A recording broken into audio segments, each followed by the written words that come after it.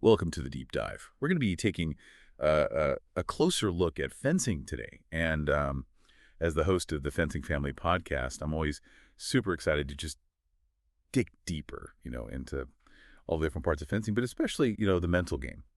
Something that's often kind of overlooked, but is absolutely crucial, to do well at the sport. And we got some really fascinating stuff to talk about today. We've got stories from top fencers, discussions from the fencing community on Reddit, advice for parents, and we're even going to throw in a little bit of neuroscience, just to make things interesting. I'm really pumped to have an expert with me today to help us really understand all of this. The mental game in fencing, it's Uh-huh. really something else. Like when you get to the highest levels, you see how similar everyone is in terms of, physical skills and their technique. It's amazing. So what really makes the difference between, like a good fencer and a champion? It all comes down to their mental strength. Can they stay cool under all that pressure? Can they make those super fast decisions? That's where the mental game really shines. It's like their mind becomes their secret weapon. So to understand how that works, we're going to start with Kat Holmes. She's a top U.S. fencer, and she actually uses a neuroscience-based approach to training her mental game. I mean, that's fascinating. Yeah, Kat Holmes, she's a great example of how you can actually use brain science, to get a real advantage in competition. It goes way beyond like traditional sports psychology. She's diving deep into, how our brains make decisions when we're stressed so she can really understand how her own mind works in those like really intense moments of a fencing bout. It helps her to, react faster and perform better under pressure. So it's like she's hacking her own brain for peak performance. And one of the things she does is she does this incredibly in-depth data analysis. Yeah, I read that she spends hours studying videos of her opponents, breaking down their every move, almost like a detective, right? Right. It's true. She uses special software to actually tag every action her opponent makes, logs all the data into these huge spreadsheets. Basically, she's building a complete profile for each opponent so she understands all their habits and tendencies. And that gives her a huge edge when they actually face off. Wow, so it's not just about instinct and reflexes, there's a whole science to it. Kat also really emphasizes the power of visualization. She mentally rehearses her actions over and over before every bout. Makes sense, like practicing in your mind so that when you're actually on the strip, you're ready for anything. And the cool thing is, there's actually a scientific basis for this. When you imagine something vividly, your brain actually fires neurons in a way that's similar to actually doing the action. Right. So it strengthens those connections in your brain, making you more efficient when you actually move. It's like pre-programming your brain for success. That's a great way to put it. And another thing about Kat Holmes is she's incredibly resilient. I mean, she's faced some serious injuries, even competing on crutches at one point, but she never gives up. It's really inspiring, right? She just keeps pushing through. Her ability to overcome those challenges and still perform at such a high level really shows you the power of the mental game. She's adaptable, she's determined, and she truly believes in herself. And those are qualities that are crucial in fencing and in life, really. Okay, so we've seen how an elite athlete uses the mental game.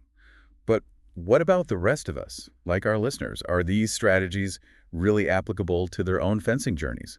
To find out, we're going to turn to a different source, the R Fencing subreddit. It's kind of like a digital meeting place for fencers of all levels. Oh yeah, the R Fencing subreddit is a gold mine of, real world experiences and tips from people who are actually out there fencing every day. Mhm. And what's really cool is that it proves that these mental techniques, they're not just for Olympians, right? They can help anyone who's willing to put in the work. So before we get into the juicy details from Reddit, we need to take a moment to thank our sponsor, Fencing Family. You guys know, Fencing Family is an Etsy shop right here in Los Angeles, and they make the coolest fencing-themed stuff like apparel and accessories.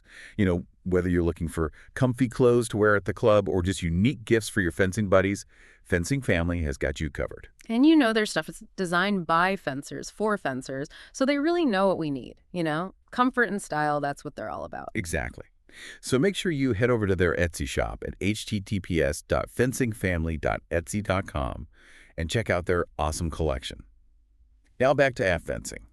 What are some of the key takeaways that we see coming up again and again in those discussions? Well, one thing that pops up all the time is how effective visualization is, and not just for pros, but for like everyday fencers too. I remember this one user even described it as almost like cheating because it works so well for them. They were visualizing specific actions, even adding sounds and feelings to make it even more real, and it made a huge difference in their performance. That's wild. It's like your brain can't tell the difference between real experience and something you're intensely imagining. And another user showed this amazing story about overcoming a mental block that was holding them back. They had developed this fear of lunging to the arm because they were convinced their opponent would always parry or dodge. But once they tackled that fear head on through visualization and targeted practice, their whole fencing game improved dramatically. So it's not just about thinking positive thoughts, right? It's also about identifying those mental roadblocks that are messing with your game and actively breaking them down. It's really about, recognizing those limiting beliefs and like replacing them with something more positive. Love it. These stories from Reddit, they really show us that the mental game, it's not, just for the elite fencers. It's something real and everyone can benefit from it. So for our listener who's like, okay, this is all great, but how do I actually use this in my own fencing? Let's look at a case study. It's about a high school fencer, and he was dealing with some pretty bad pre-competition nerves, and guess what? Mindfulness helped him out big time. Oh, yeah. This case study, it's really interesting because it shows that, you got to find what works for you. This guy, he started out trying to use like positive affirmations, repeating phrases like, I will win, but it backfired. Really? So positive thinking didn't work. That's surprising. Yeah, it's like he was putting so much pressure on himself, it just made his anxiety worse. He was trying to ignore his nerves instead of actually dealing with them. So how did mindfulness help him? Well, mindfulness, it's all about being aware of your thoughts and feelings without judgment. You don't try to force yourself to think positive or ignore the negative stuff. You just observe it. So this fencer, he started doing mindfulness meditation, and it made a huge difference. What kind of difference? Like he wasn't so reactive to his negative thoughts, you Yeah. know? And he could focus better during his bouts. He even improved his score on a mindfulness scale. They actually measured it. Wow, that's pretty amazing. It's like Yeah. mindfulness is not just some woo-woo thing. Yeah. It actually has a real impact on your mental game. Yeah. And that leads us to our next source. There's this website, it's dedicated to helping fencing parents, and they make a really important point. They say that over 50% of a fencer's success comes from their mental game. That's huge. Yeah, it really is. And the thing is, a lot of people, they focus way more on like the physical training than the mental side of things. And the website, they ask this really good question. They say, how can parents help their kids develop this mental toughness? It's not just about yelling, control your emotions. Not totally. It's got to be more than that. And it made me think about how even business schools are teaching mental resilience these days. Because it's not just about fencing, it's a life skill. Absolutely. It's about learning how to deal with pressure, Yeah. how to bounce back when things get tough. So we've heard from elite athletes, we've seen what the fencing community is saying online, and we've got some great tips for parents. And it all points to one thing, the mental game. It's crucial in fencing. So what are your thoughts on all of this? What are the common threads you see? Well, what really stands out to me is that the mental game isn't like some magical talent you're born with. It's something you can learn and practice, just like your footwork or your blade work.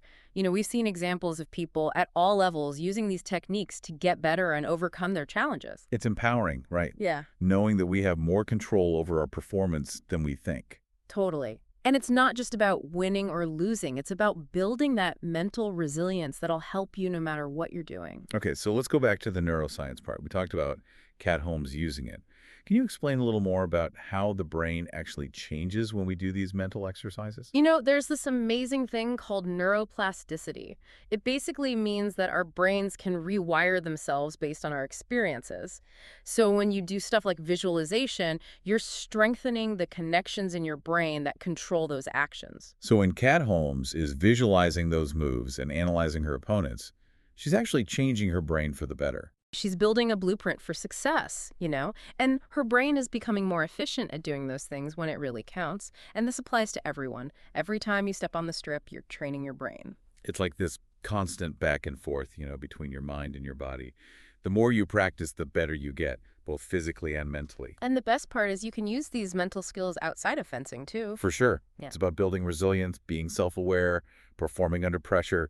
You need that stuff everywhere. Yeah, it's about being ready for anything, being Mhm. able to adapt and learn from your experiences. And with that, I think it's time to wrap up our deep dive into the mental game of fencing. Big thanks to you for being here and sharing all this awesome info. I feel like I've learned so much. Yeah, it's been fun. This whole area of like sports psychology and neuroscience, it's super cool. And it's great to see how it can actually help athletes get better, Right. you know? And for our listeners out there, this is just the tip of the iceberg. We've just scratched the surface. There's so much more to explore. Like we talked about cat homes, the R fencing subreddit, the resources for parents. It's all out there. Just remember, the mental game, it's a journey. You got to keep learning and growing. Oh, and don't forget about Fencing Family. If you need some awesome fencing gear, their Etsy shop is the place to go. It's https://fencingfamily.etsy.com. They have the best clothes and accessories stylish and comfy, Oh. perfect for showing off your fencing love on and off the strip. Absolutely. Okay, so before we go, I want to leave you all with a little something to think about. You know how we talked about visualization being so powerful? Mm-hmm. Well, what could you start visualizing that would help your fencing? Think about it. Scoring that winning touch, executing a perfect parry, staying calm and focused when the pressure's on. Yeah, the key is to make those visualizations like super real. Add all the details, the sounds, the feelings. The more you can really get into it, the better it will work. So start picturing those victories, no matter how big or small. You might be amazed at what you can accomplish when you use the power of your mind. Thanks for joining us on the deep dive. Keep training hard, both mentally and physically, and we'll catch you on the strip.